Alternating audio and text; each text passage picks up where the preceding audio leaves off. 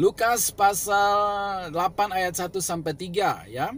Di situ dikatakan juga bahwa Yesus didukung oleh donatur, yaitu beberapa orang perempuan yang telah disembuhkan dari roh-roh jahat atau berbagai penyakit, yaitu Maria Magdalena yang dibebaskan dari 7 roh jahat, Yohana istri Kuza bendahara Herodes, Susana dan banyak perempuan lainnya. Mereka melayani Yesus dengan kekayaan mereka. Jadi Yesus itu ada donatur, ada debit kredit ya, ada cash flow yang beredar dalam operasional pelayanan Yesus, didukung oleh para wanita ya yang sudah mengalami jamahan Tuhan, dibebaskan roh jahat dan penyakit. Mereka mensupport pelayanan Yesus dengan kekayaan mereka. Sejauh ini tidak ada yang salah dengan memberi persembahan persepuluhan, persembahan khusus, ataupun persembahan sukarela. Ya, saudaraku, lanjut. Dalam Kisah Para Rasul, ya, jemaat mula-mula, ya, di situ dikatakan bahwa Kisah Para Rasul 2 ayat 44 sampai 45, dan semua orang yang telah menjadi percaya tetap bersatu dan segala kepunyaan mereka adalah kepunyaan bersama. Dan selalu ada dari mereka yang menjual harta miliknya lalu membagi-bagikannya kepada semua orang sesuai dengan keperluan masing-masing. Ya, lebih dahsyat lagi, bukan hanya 1/10, tetapi menurut kegerakan Roh Kudus yang terjadi, mereka menjual harta mereka, aset mereka untuk menolong orang yang berkekurangan, saudara seimannya yang berkekurangan. Ya, jadi sudah melampaui 10% kalau di Perjanjian Baru. Ya, saudaraku ya. Nah, kemudian Kisah Para Rasul 4 ayat 34 ya. Sebab tidak ada seorang pun yang berkekurangan di antara mereka. Karena semua orang yang mempunyai tanah, bayangin loh, jual tanah ya, atau rumah, menjual kepunyaannya itu, jual tanah, jual rumah loh, ya. Lalu dibagikan kepada setiap orang dengan keperluannya. Ya, dan waktu itu ada seorang Yusuf, ya, bernama Yusuf yang juga menjual tanahnya dan memberikannya untuk meletakkannya di depan para rasul untuk dibagikan kepada semua orang supaya tidak ada yang berkekurangan, ya. Luar biasa. Jadi kalau di Perjanjian Baru itu bukan lagi sekedar 1/10 ya, semuanya malah ya. Aset yang termahal, yang terbaik diberikan untuk pekerjaan Tuhan dan untuk menolong saudara seiman ya. Lanjut, ini belum kesimpulan ya. Bersabar, mohon bersabar. Lanjut ke 1 Korintus. Ya. Paulus menekankan di sini judulnya di pasal 9 ayat 5 sampai 14, judulnya adalah hak dan kewajiban para rasul ya, saudaraku. Ya. Oke, di situ dikatakan bahwa ayat 7, siapakah yang menanami kebun anggur dan tidak memakan buahnya? Atau siapakah yang menggembalakan kawanan domba dan yang tidak meminum susu domba itu? Ya. Apa yang kukatakan bukanlah hanya pikiran manusia saja, bukanlah hukum Taurat juga. Bukankah hukum Taurat juga berkata-kata demikian? Ya, saudaraku. Jadi hukum Taurat tidak dibatalkan. Paulus mengutipnya di Perjanjian Baru. Ya. Yesus datang bukan untuk menghilangkan hukum Taurat, tapi menggenapi. Jadi contoh misalnya hukum Taurat berkata hormatilah orang tua, ayah dan ibumu supaya panjang umur, bukan berarti kita sekarang di Perjanjian Baru lalu itu diabaikan. Kita tetap harus menghormati orang tua lebih lagi karena Yesus ada dalam kita. Jangan mencuri, jangan membunuh kan tetap harus dilakukan. Ya. Jadi termasuk persepuluhan itu tetap harus dilakukan walaupun di Perjanjian Baru ya, saudaraku. Ya, kemudian ayat 9. Ya. Sebab dalam hukum Musa ada tertulis, janganlah engkau memberangus mulut lembu yang sedang mengirik. Lembukah yang Allah perhatikan? Atau kitakah yang ia maksudkan? Ya, untuk kitalah hal ini ditulis, yaitu pembajak harus membajak dalam pengharapan, pengirik harus mengirik dalam pengharapan untuk memperoleh bagiannya. Jadi, jika kami telah menaburkan benih rohani bagi kamu, berlebih-lebihankah kalau kami menuai hasil duniawi daripada kamu? Pantas gak kalau saya udah melayani, bersusah payah, menabur benih firman, mendoakan, ya, boleh nggak saya hidup dari persembahan orang-orang yang saya layani? Boleh. Kata firman Tuhan dari perjanjian lama sampai perjanjian baru, Paulus katakan boleh. Tidak ada yang berlebihan, tidak ada yang salah. Ya, kalau orang lain mempunyai hak untuk mengharapkan hal itu daripada kamu, kata Paulus, bukankah kami mempunyai hak yang lebih besar? Tetapi kami tidak. Luar biasanya Paulus adalah dia tidak menggunakan hak itu. Tetapi kami tidak menggunakan hak itu. Oke, selanjutnya dari kitab 1 Timotius 5 ayat 17 sampai 19, di situ dikatakan bahwa penatua-penatua yang baik pimpinannya patut dihormati 2 kali lipat, terutama mereka yang dengan jerih payah berkhotbah dan mengajar. Bukankah kitab suci berkata, janganlah engkau memberangus mulut lembu yang sedang mengirik, dan lagi seorang pekerja patut mendapat upahnya. Seorang pekerja layak untuk mendapat upahnya. Janganlah engkau menerima tuduhan atas seorang penatua, kecuali kalau didukung 2 atau 3 saksi. Ya, saudaraku. Jadi hamba Tuhan yang berkhotbah dan mengajar, yang memimpin dengan baik, melayani dengan baik, layak untuk dihormati, layak untuk hidup dari pelayanannya, karena firman Tuhan katakan jangan memberangus mulut lembu yang sedang mengirik, ya, dan seorang pekerja patut mendapat upahnya, saudaraku. Jadi kita juga jangan mudah menjudge atau terlalu subjektif dan sensitif karena melihat mungkin ada hamba Tuhan yang tanda kutip menyalahgunakan persembahan persepuluhan. Kita juga harus tidak mudah untuk menghakimi, ya, saudaraku, ya. Saudaraku, kemudian dikatakan bahwa jangan mudah kita menuduh para hamba Tuhan penatua kecuali didukung oleh 2 atau 3 saksi dan dapat dipertanggungjawabkan. Nah, baik saudaraku, itu kira-kira pandangan dari Alkitab Perjanjian Lama dan Perjanjian Baru apa adanya. Sekarang saya coba untuk simpulkan, semoga berguna bagi kita semua, ya, supaya tidak bingung, tidak panik, tetapi kita bisa lebih jernih melihat, ya. Nah, dari ayat-ayat yang sudah saya paparkan, saya simpulkan yang pertama, sekali lagi tidak ada yang salah dengan memberi persepuluhan, persembahan kasih, dan jenis-jenis persembahan yang lain, asal dengan hati yang tulus, ikhlas, sebagai rasa syukur kita kepada Tuhan, bukan karena terpaksa, dan bukan karena mengharap diberkati berlipat ganda. Ya, seperti yang mungkin kadang-kadang ada di khotbah, berilah maka kamu akan diberi berlipat ganda dan seterusnya. Jadi kita waktu memberi kepada Tuhan, firman Tuhan katakan kalau tangan kanan memberi, tangan kiri jangan tahu. Tangan kiri memberi, tangan kanan jangan tahu. Pokoknya udah kasih ya sudah. Ya, Tuhan tahu melakukan apa yang menjadi bagiannya, ya, saudaraku. Jadi kita memberi dengan tulus.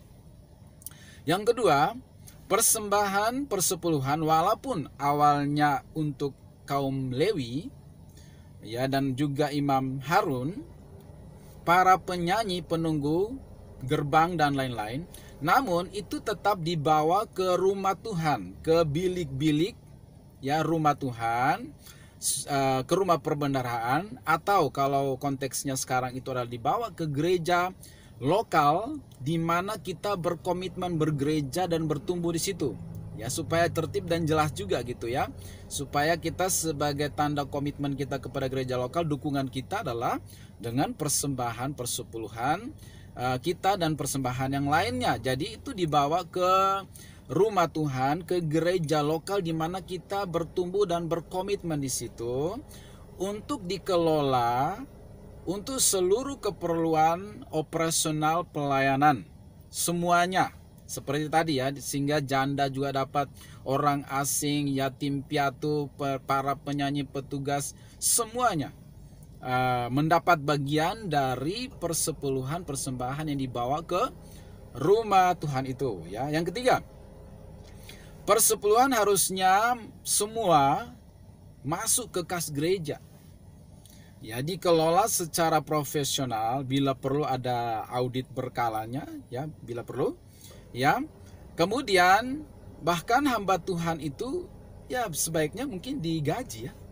dihitung secara proporsional, layaknya itu dihitung dari total income yang masuk lamanya beliau melayani, apalagi beliau ada perintis, kira-kira nominal berapa yang bisa kita anggap layak untuk kita kasih, dikelola dan dikasihlah kepada beliau, ya, sebagai income rutin beliau, hamba Tuhan itu, ya. Jadi hamba Tuhan ya bukan mengambil semua perpuluhan itu untuk dirinya sendiri. Ini yang diprotes, atau ini yang menjadi betul sandungan, atau inilah malpraktek persepuluhan di dalam gereja, karena hamba Tuhan yang ngambil bulat-bulat loh semuanya untuk dirinya, sehingga realitanya adalah dia diberkati, ya tanda kutip diberkati bergas atau kaya semakin kaya, ya, sementara ada aspek lain atau pelayanan lain yang tak terperhatikan,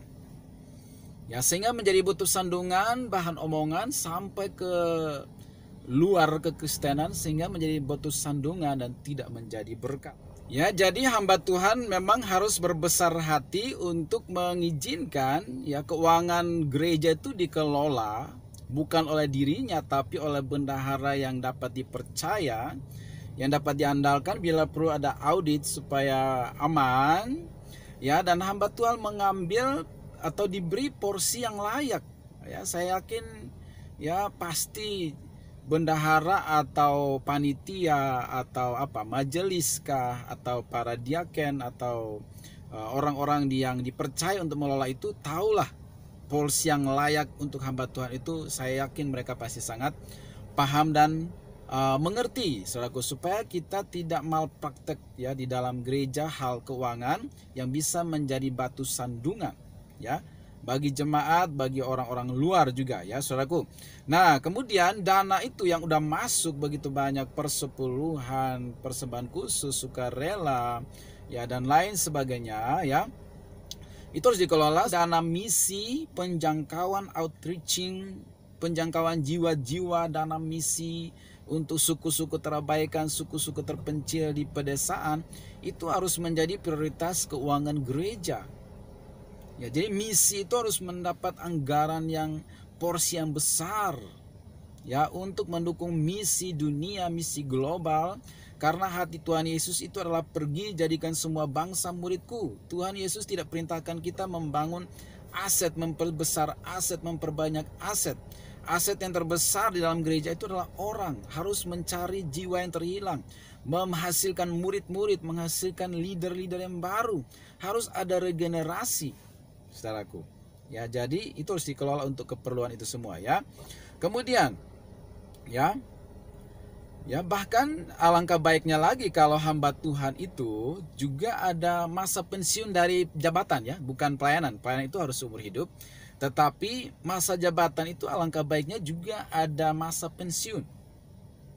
Ya, saudaraku.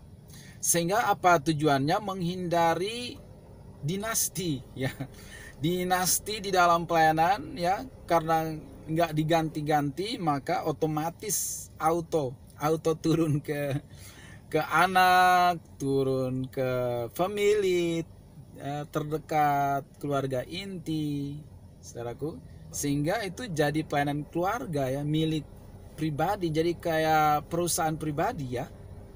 Ya, harusnya itu ada pemuridan, ada regenerasi. Dan hamba Tuhan walaupun dia adalah perintis dari pelayanan itu, dia harus berbesar hati untuk suatu saat menyerahkan tongkat estafet kepemimpinan kepada regenerasi yang mungkin bukan familinya sendiri, tapi orang yang sudah dipersiapkan jauh-jauh hari untuk menerima estafet seperti Musa kepada Yosua. Ya, hamba Tuhan juga harus ingat bahwa dia atau hamba Tuhan itu bukan CEO gereja ya, tetapi dia adalah doulos, budak. Ya, mungkin seperti di antara orang Yahudi, kalau kita mau masuk ke rumah mereka, itu ada budak yang tugasnya itu adalah mencuci kaki para tamu. Itulah doulos, budak. Budak itu tidak punya hak apapun. Dikasih hak hidup saja sudah haleluya. Ya, dikasih kesempatan lainnya aja itu udah kehormatan sebenarnya ya. Dia tidak punya hak apapun terhadap apapun, atas apapun. Nah, ini harus diingat oleh hamba Tuhan supaya kita tidak terjebak ya di dalam ya harta dunia ini ya. Kadang-kadang kita dalam gereja tetapi ada cinta uang di sana ya. Kemudian ya, hamba Tuhan harus tahir, bersih tangannya dari uang, terhadap uang. Ya, kemurnian hati harus dijaga sampai akhir hidup. Sebagaimana kita sudah memulai dengan roh, harus mengakhiri dengan roh. Jangan memulai dengan roh, mengakhiri dengan daging. Sudah dimulai dengan kemurnian, militansi cinta mula-mula, akhirilah dengan kemurnian, militansi pengorbanan, ya, dan kemurnian, ketulusan, ya. Jadi harus tahir tangan kita, ya. Contohnya siapa di Alkitab? Kita belajar dari Samuel. Ini yang terakhir Bapak sekalian. Samuel pasal 12 ayat 3 sampai 5. Saya waktu baca ayat ini, hati saya sangat tersentuh dan diberkati ya. 1 Samuel 12 ayat 3 sampai 5. Di akhir tugas daripada Samuel, dia berdiri di hadapan orang Israel dan dia memberi tantangan, challenge kepada orang Israel. Apa katanya? Di sini aku berdiri, berikanlah kesaksian menentang aku di hadapan Tuhan dan di hadapan orang yang diurapinya. Lembu siapakah yang telah kuambil? Keledai siapakah yang telah kuambil? Siapakah yang telah kuperas? Siapakah yang telah kuperlakukan dengan kekerasan? Dari tangan siapakah telah kuterima sogok, sehingga aku harus tutup mata? Aku akan mengembalikannya kepadamu, kalau ada, ya. Jawab mereka, engkau tidak memeras kami, dan engkau tidak memperlakukan kami dengan kekerasan, dan engkau tidak menerima apa-apa dari tangan siapapun. Lalu berkatalah ia kepada mereka, Tuhan menjadi saksi kepada kamu, dan orang yang diurapinya menjadi saksi pada hari ini, bahwa kamu tidak mendapat apa-apa dalam tanganku bersih. Jawab mereka, dia menjadi saksi. Bisakah kita sebagai hamba Tuhan, di akhir hidup kita, di akhir pelayanan kita, kita dapat memberi tantangan seperti Samuel? Gotta catch 'em all.